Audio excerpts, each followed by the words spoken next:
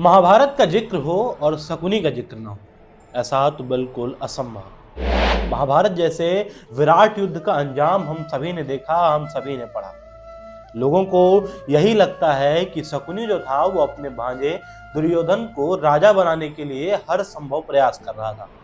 लोगों के नजर में हमेशा यही रहा कि शकुनी दुर्योधन को राजा बनाने के लिए और पांडवों का सर्वनाश करने के लिए हमेशा एक से बढ़कर एक चालें चलता रहा। लोगों को लगता है कि शकुनी कौरवों के पक्ष में था और वो पांडवों को हराना चाहता था, लेकिन कहानी इसके बिल्कुल विपरीत, कहानी इसके बिल्कुल उल्टी है। वो कहानी है जो शायद किसी को पता। महाभारत जैसे विराट युद्ध का जिम्मेदार शकुनी को माना जाता है, उस युद्ध का विलन भी शकुनी को ही माना जाता है।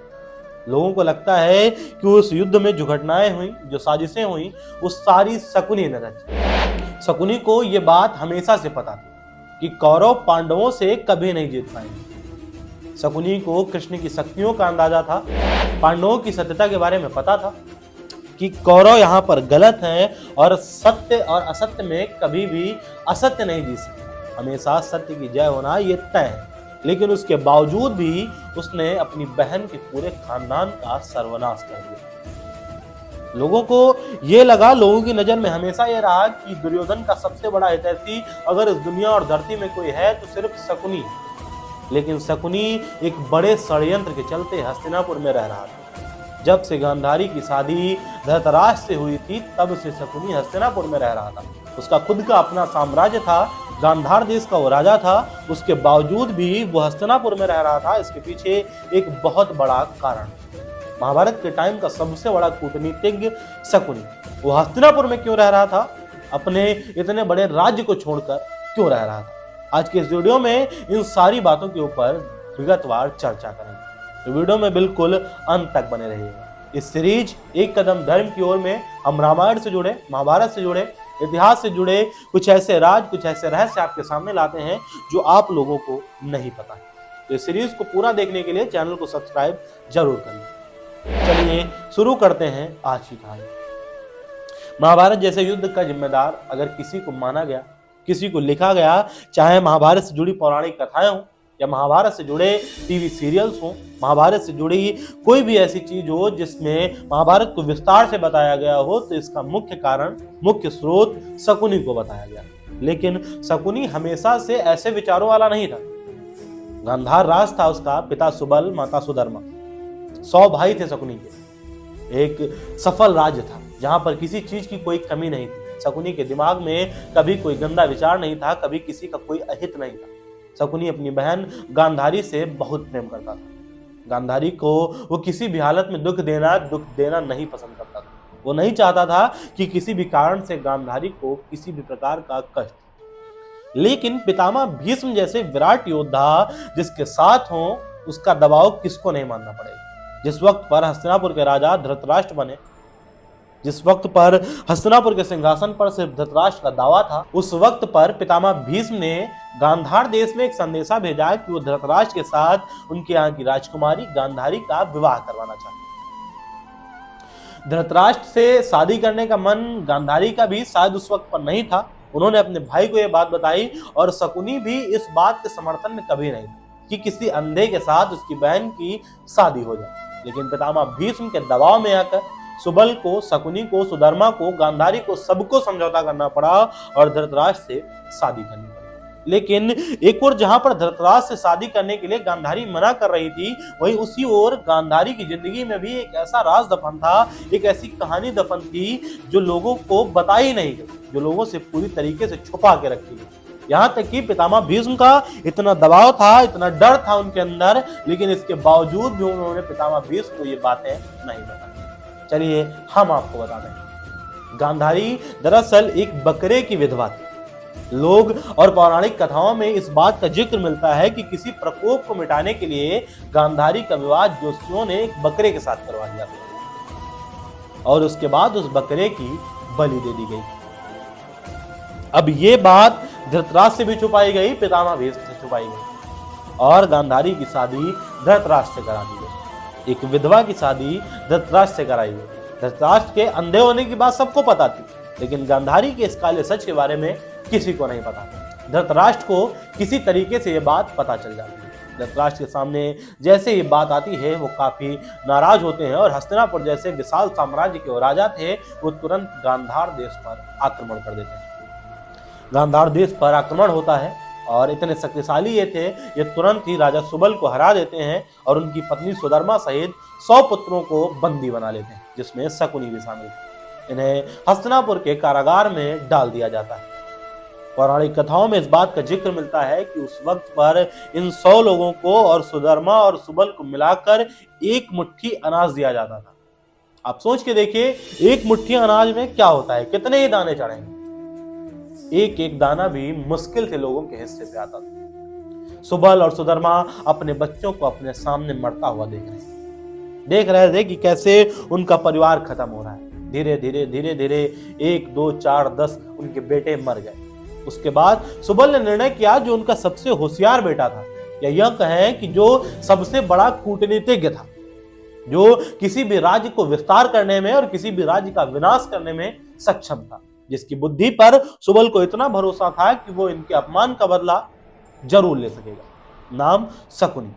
उन्होंने इस बात का निर्णय किया कि सब लोग मिलकर अपने हिस्से का अनाज शकुनी को खिलाएंगे और शकुनी को उनके सारे लोगों के हिस्से का अनाज मिलने लगा। शकुनी खाने लगा और धीरे धीरे करके उसने अपने भाइयों को अपने सामने मरता हुआ देखा।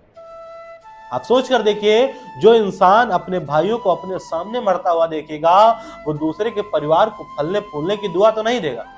वो अगर कहीं रचेगा तो विनाश की कहानी रचेगा। वो अगर कहीं कुछ करेगा तो ऐसा करेगा कि तुम पूरी तरीके से समाप्त हो जाओ। शकुनी ने भी वही किया।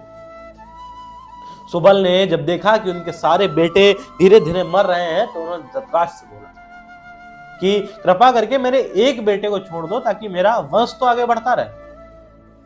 धृतराष्ट्र ने कहा, नाम बताइए, मैं आपके एक बेटे को छोड़ दूंगा। सुबल ने कहा कि शकुनी को छोड़ दो। धृतराष्ट्र ने तुरंत आदेश दिया कि कल सुबह शकुनी को सबसे पहले रिहा कर दिया जाएगा। अब उसी रात जो इनके भाई बचे हुए थे, मां बची हुई थी और पिता बचे हुए थे, तो शकुनी से कहते हैं कि हमने तो अपनी पूरी जिंदगी इसी कारागार में बिता दी, हमको तो यहीं तड़पा तड़पा कर मार दिया गया। तुमने खुद देखा कि तुम्हारे भाई कैसे यहां पर समाप्त हुए। अब तुम इस चकाचौंध भरी जिंदगी में इस अपमान को ना भूल जाना।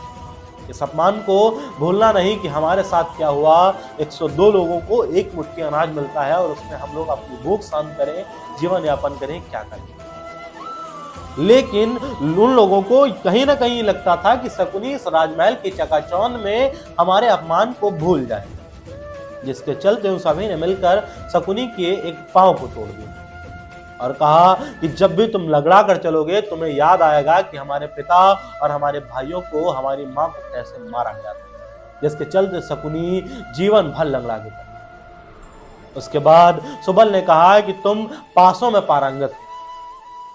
शकुनी को यह बात सुनकर हैरानी हुई कि उनके पिता को इस बात के बारे में कैसे पता चला। सुबल ने कहा कि तुम जुआ खेलने में पारंगत हो, ऐसा करना, तुम मेरे शरीर की जो हड्डियां हैं इनके कुछ अवशेषों को बचा लेना और उससे पासे बनवा लेना, क्योंकि मेरा अपमान हुआ है और तुम मेरे पुत्र हो तो मेरी हड्डियां तुम्हारी बात सुनेंगी और वो पासे तुम्हारे हिसाब से चलेंगे, तुम कभी हारोगे नहीं।